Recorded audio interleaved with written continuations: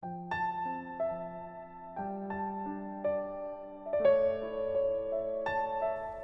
everyone, welcome to Preter's Papers. My name is Patricia Bailey and this is the 60th discussion in this series and is titled Problems with the Idea of Satan in the Old Testament. You can find this free 2-page printable fact sheet at preterspapers.com. In this presentation we will show the word Satan, as a proper noun for the cosmic enemy of God, is an invention. It was a concept imported from Zoroastrianism into Judaism during the Babylonian captivity and became prominent in Jewish literature during the intertestamental period. Strong's Bible Dictionary gives the definition for Satan, pronounced Satan, as simply opponent. All Old Testament words have a unique Strong's number, and the number for Satan is 7854. The word Satan is a common noun and is morally neutral. For example, there are opponents or Satans in sports, courtrooms, political races, debates, and so on.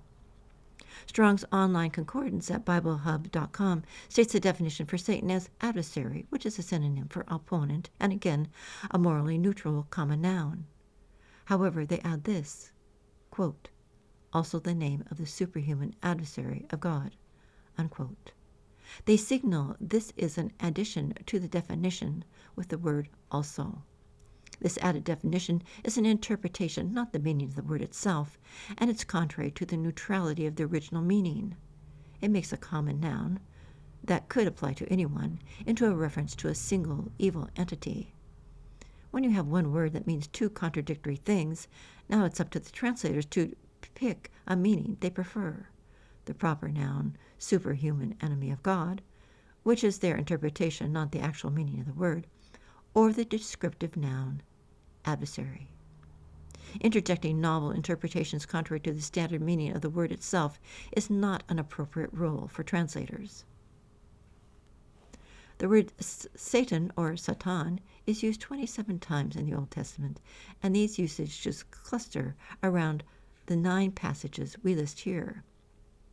14 of these 27 references are in the first 2 chapters of Job itself.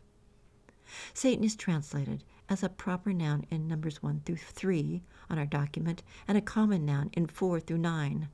This is done purely at the discretion of the translators because the words are identical in the original language. Number 1. In Zechariah's vision, Satan was standing at the right hand of Joshua the high priest. It's unclear why the translator chose the proper noun Satan instead of simply the word adversary or accuser. This passage likely pertains to Ezra 4:1 and following. Number 2. Translators chose the proper noun Satan instead of simply using the plain meaning adversary in Job. It makes a curious tale, but likely shifts the focus away from its original purpose. Notice in the last chapter of Job, it was Yahweh, not the cosmic enemy of Yahweh, who was responsible for Job's trouble. Also, it should be noted the idea of presenting oneself before the Lord, Yatsub, is used in other places in the Old Testament and does not imply a divine council setting. See Joshua 24:1 and 1 Samuel 10:19. Number 3. Translators use the proper noun Satan in 1 Chronicles, apparently without noticing the parallel passage in 2 Samuel where the adversary was Yahweh. In the recapitulation of the census incident of 2 Samuel, the translators in Chronicles introduced a strange anomaly, namely, Yahweh was identical with the superhuman enemy of himself. This is a prime example of the muddle caused by unfounded interpretations into Scripture. It was Yahweh who was the adversary to David and Israel, not the Satan entity. From 4 to 9, Satan is correctly translated as adversary and has a multiplicity of references. Number 4 shows the angel of the Lord was the adversary, or Satan, to Balaam, the errant prophet. Number 5 shows David was feared to be a potential adversary, or Satan, to the Philistine prince.